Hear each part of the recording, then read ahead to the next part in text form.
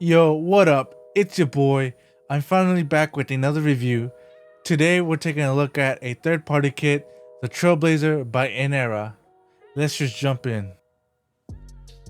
First up, a quick look at the box. Inera nailed the splash art, making it bold, dynamic, and instantly grabbing your attention.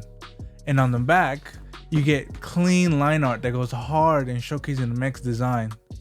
On the top and bottom of the box, you get POV shots of what the mech looks like. For example, you get front view, rear view, action poses, and then on the other side, you get more poses as well. Okay, let's go ahead and crack this open and see what's inside. Okay, so when you first open it up, you can see it's packed really well. You can also tell the runners have clean moldings, sharp details, and no excessive plastic. Going through, you'll find a base that comes included. Not many Bandai kits come with that, so that's already a plus. A poster of the box art is also included, which is great for displaying alongside the finished kit. You get stickers and a water slide decal sheet. Opening the manual, you can see it's very user friendly with the dedicated part lists and an index showcasing you what runners you need specifically to build each section. I really like this touch as it helps keep your desk clean and removes any unneeded clutter. Going through the manual, you can see how each part is built, from the legs to the weapons to the waist to the arms, shoulders, and chest area. They show you how to build the base, and you get a decal guide. At the very back, you get a full picture once the entire kit is built. Now, when doing a quick runner check, the model includes 21 runners or 22 if you count the base. The plastic quality feels excellent, with some parts having a really nice color separation that doesn't make it look cheap. You got runners that built the inner frame nicely detailed, even though they'll be covered by the armor. I've also noticed most of the parts are undergated, which helps hide any cut and sending marks. However, a few nubs are found in tricky spots like in between connection pegs or in small spaces where your nipper can't fit, so you'll need a hobby knife to reach. Also, a quick note, if you're into painting your kits, you could consider painting the parts directly on the runners for the sake of convenience.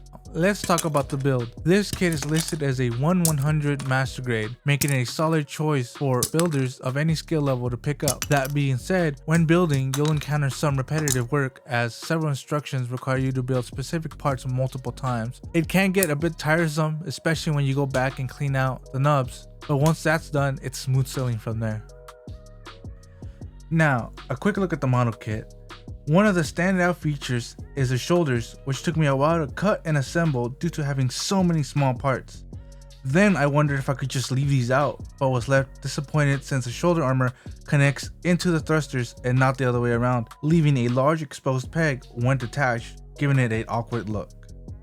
Yeah, as a quick demonstration, so here I have the thrusters, they both move. Simple, easy, but they quickly, bit of articulation.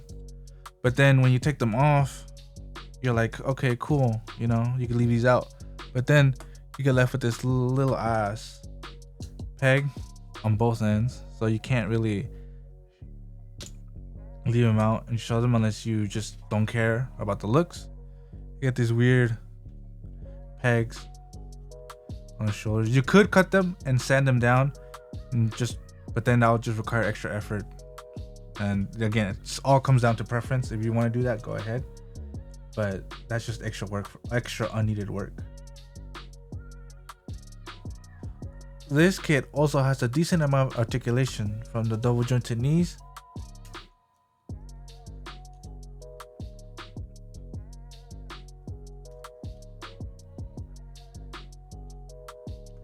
down to the ankles. Here's the ankle pushed all the way back. The front. And you get a little side to side action as well. This is to the right. To the left. Unfortunately, you don't get feet articulation, so you just get plastic blocks for feet. Up in the chest area, you get quite a wiggle room here. Here's front, back, and you get a full 360 as well.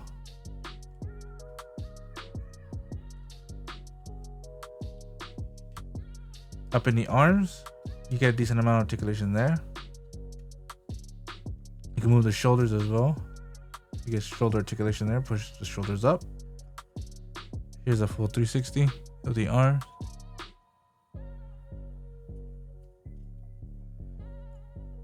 Get a little thumb action there.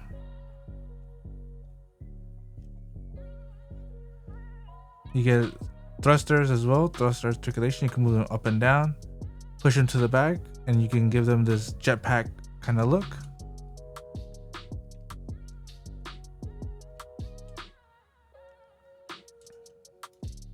Like so.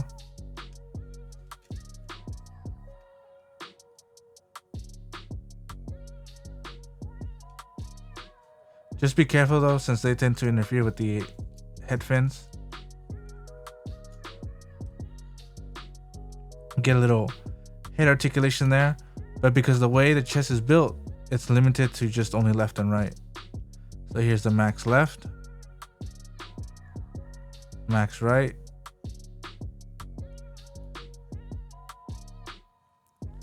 Overall, the joints are solid, making it really good for dynamic posing.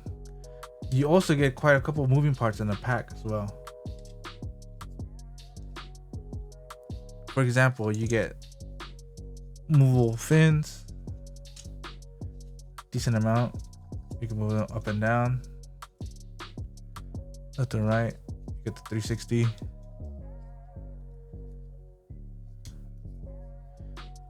The fins themselves, you can move them up and down as well, like so. You can move the fins, a little articulation there. You also get sword articulation there.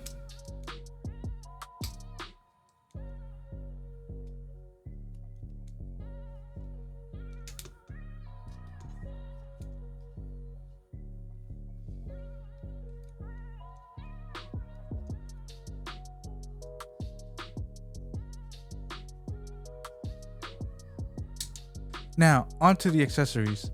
The Trailblazer comes with a backpack, 4 swords, a gun, 6 additional hands, and a base. Starting off with the backpack, you get a hefty but functional unit because you can hide the swords in it if you don't feel like showing them off or you just don't have space. So you just grab a sword and slide it into this little compartment and boom, right there, you'll have an attachment right there.